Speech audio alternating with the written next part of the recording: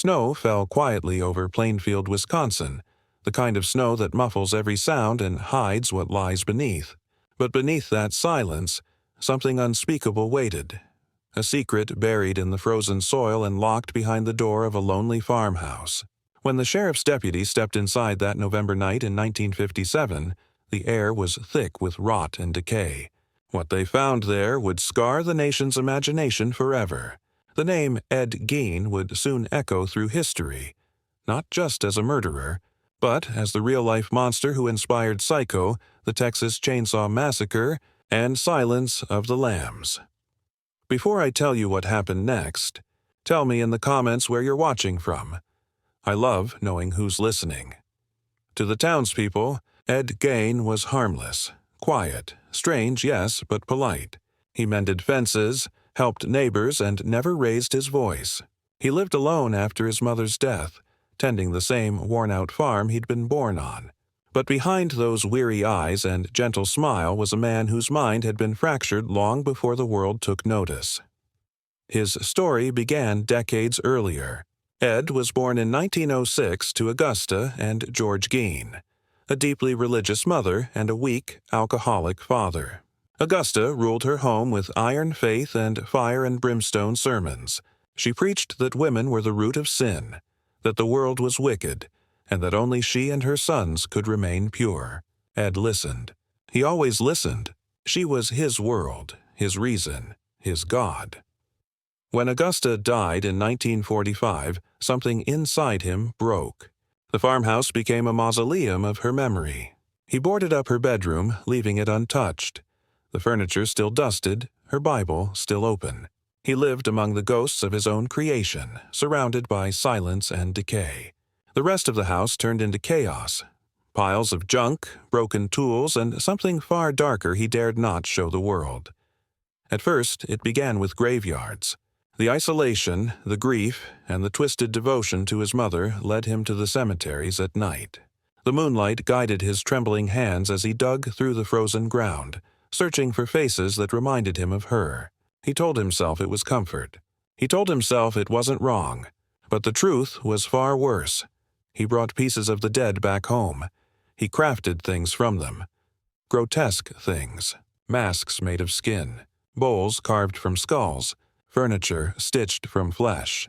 The farmhouse became a workshop of horrors, a shrine to his mother's image built from the bodies of others. For years, no one suspected a thing. That changed on November 16, 1957. The town's hardware store owner, Bernice Worden, vanished in broad daylight. Her son, a deputy sheriff, discovered a receipt. The last sale she made that morning was for antifreeze. The buyer's name? Ed Gein. The search led police to his farm that very night. What they found would forever alter the American definition of evil. In the shed behind his house hung Bernice Worden's body, mutilated, headless, strung upside down like livestock.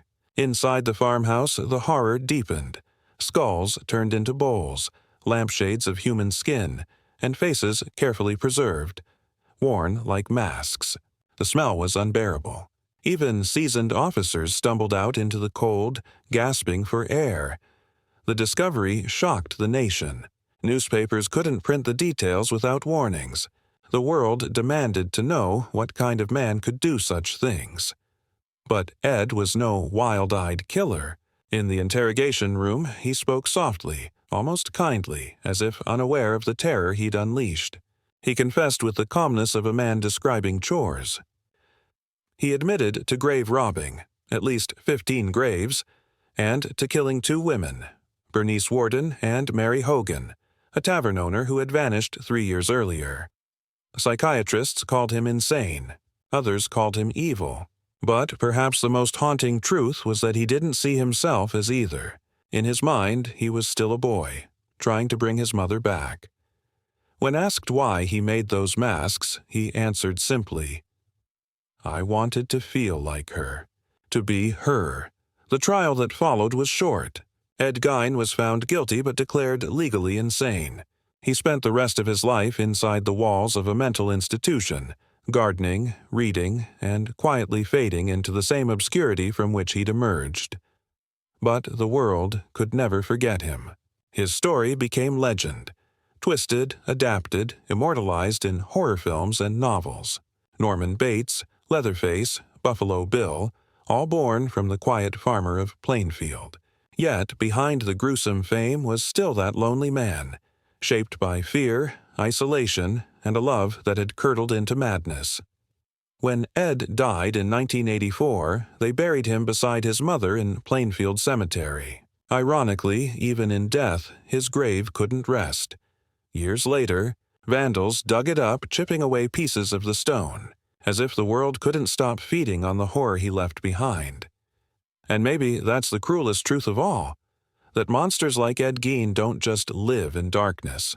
They live in our fascination, our fear, our endless search for the line between human and inhuman. Because sometimes evil isn't born in the wild. It's raised quietly, in small towns, under kind smiles, and within hearts that once only wanted to be loved, because horror doesn't begin with blood. It begins with loneliness. If this story sent chills down your spine, tell me in the comments what you think made Ed Gein cross the line. And don't forget to subscribe for more true, haunting stories that reveal the darkness behind history's most infamous names.